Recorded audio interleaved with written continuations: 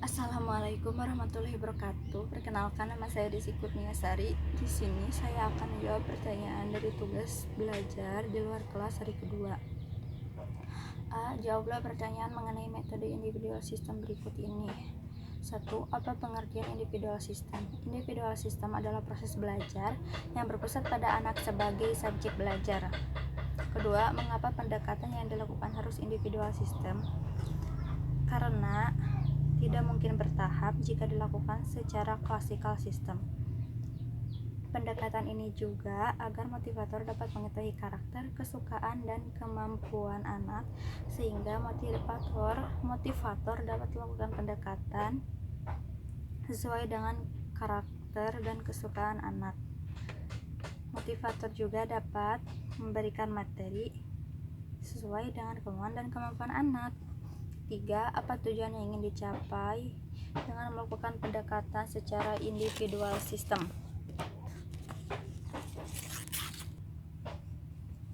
Tujuannya agar proses belajar dapat dilakukan secara bertahap atau secara small step system.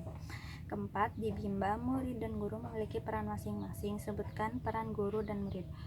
Peran guru adalah orang yang dapat menemukan minat baca dan belajar anak. Sedangkan peran murid adalah orang yang memperoleh hak untuk ditumbuhkan minat baca dan minat belajarnya. Kelima, apa perbedaan individual system dan classical system? Individual system, yang pertama anak sebagai subjek belajar, yang kedua pemberian materi disesuaikan dengan kemampuan dan kemauan anak. Ketiga, pendekatan setiap anak berbeda. Classical system, pertama guru sebagai subjek belajar, kedua pemberian materi pada setiap anak sama, ketiga satu guru banding 20 murid. Keenam, bagaimana cara yang dilakukan motivator agar dapat melakukan pendekatan secara individual system? Yang pertama, motivator harus mempelajari dan mengenal karakter anak. Yang kedua, motivator harus mencari tahu kesukaan setiap anak agar dapat mengerahkan anak melakukan kegiatan yang ia suka sehingga anak tertarik melakukan bermain sambil belajar. Ketiga, satu langkah di depan anak agar dapat melakukan antisipasi. Keempat, jangan minta dimengerti oleh anak. Seharusnya kita motivator yang harus mengerti anak.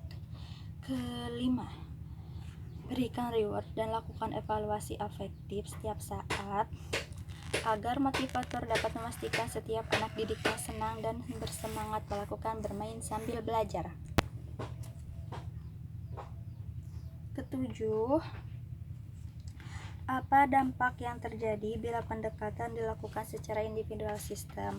Yang akan terjadi yaitu akan terciptanya proses belajar secara bertahap atau small step system. Jika sudah small step system, maka akan terciptanya fun learning. Kedelapan, apa dampak yang terjadi bila pendekatan dilakukan secara classical system? Yang akan terjadi yaitu proses belajar secara bertahap tidak akan terjadi. Jika proses belajar secara bertahap tidak terjadi, maka fun learning tidak terwujud. B. Jawablah pertanyaan mengenai metode variation skill. 1. Apa pengertian variation skill? Variation skill adalah kemampuan yang harus dimiliki setiap motivator dalam memvariasikan antara aspek belajar dengan kegiatan belajar. Kedua, mengapa kegiatan belajar harus divariasikan? Hal ini dilakukan karena anak mempunyai rentang konsentrasi yang rendah, mudah teralihkan, dan cepat bosan. Ketiga, apa tujuan yang ingin dicapai dengan memvariasikan kegiatan belajar? Tujuannya agar anak tidak mudah bosan, semakin tertarik, bersemangat, dan antusias dalam kegiatan bermain sambil belajar.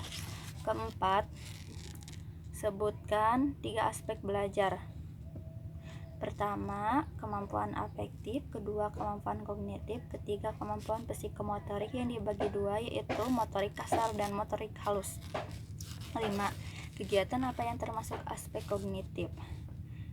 Contohnya, membaca ataupun berhitung. Keenam, kegiatan apa yang termasuk aspek afektif? Kegiatan yang termasuk aspek afektif seperti mendongeng, bercerita, berdialog, ataupun bernyanyi. Ketujuh, kegiatan apa yang termasuk aspek kognitif? Aspek kognitif terbagi dua, yaitu motorik kasar.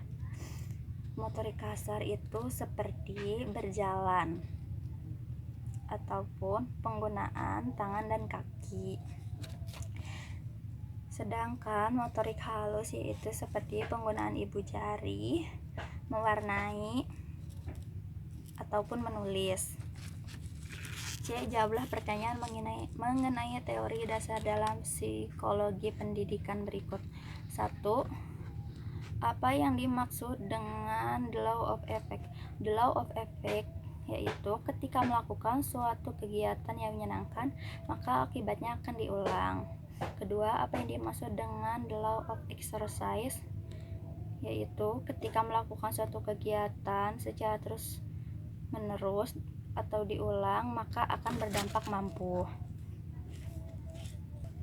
Ketiga, apa yang dimaksud dengan the law of readiness? The law of readiness yaitu ketika semakin mampu, maka semakin siap dan terampil, serta prosesnya pun akan menyenangkan. Dampaknya akan tumbuh minat belajar yang menggelora, sehingga akan tumbuh rasa bahagia. Cukup sekian pertanyaan yang saya jawab. Mohon maaf bila ada kata-kata yang salah atau yang kurang berkenan. Wassalamualaikum warahmatullahi wabarakatuh.